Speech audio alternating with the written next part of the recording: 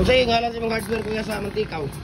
Wala pa. Mupay pagsugod. Magsugod pa ka. Kung sa'yo ngalan? Nagkaanan na kayo ngalan? Wala pa eh. Wala pa yung ngalan. Magsugod pa ka. Sugod pa. Kung sa'yo ngalan kaya mo kuya? Ayan. Ayan William. Okay. Sige kuya. Kuha ka na lang. Taga Mantikaw ka kuya no? Ayan, isang double na hollow blocks molder ang kinuha ni Kuya Ayan William. Ayan, magsimula pa lang daw siya sa Mantikaw. Ayan.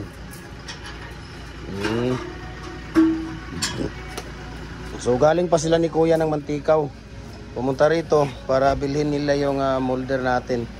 Ayan, so follow na po kayo sa ating Facebook page, no? Jim Hardware and Kukulamber Concrete Products, Balulang Brands. Jim Hardware and Kukulamber Concrete Products, Unituan Brands, Triple A and F Kukulamber. Ayan. Dapat kuya, mayroon kang kuan size. Kala ni kay testing lang. Testing na ani mo. Dapat gid na pag mag-concrete kuan gid ka. Concrete products ka dapat kumpleto. Pero try lang good kanang ano lang ba?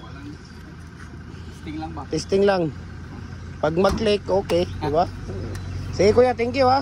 Ayan, si William. Ayan, William ng Mantikaw. Saan niyo sa Mantikaw kuya? Guod. Ha? Guod? No ba? Taga diya magyapon ako ang lula, mga bagaris ba? Bagaris, merkado. Magpait na sila. Ha? Magpait? Diya, dagan pa rin tiyag, pero wala. Ambot, akong mama nga wala naman kayo mag-ana-ana di aron. Sige kuya, thank you. Okay. Ayan si kuya. Taga Mantikaw. Ayan.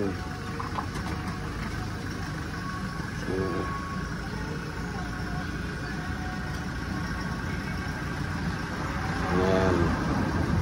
So maraming salamat, no? Sa kay Kuya William, no? Mantikaw po siya.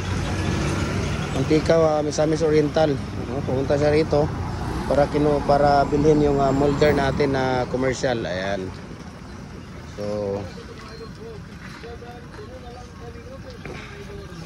ayan yung sasakyan ni Kuya. Ayan. Ayan. So ito na po, no?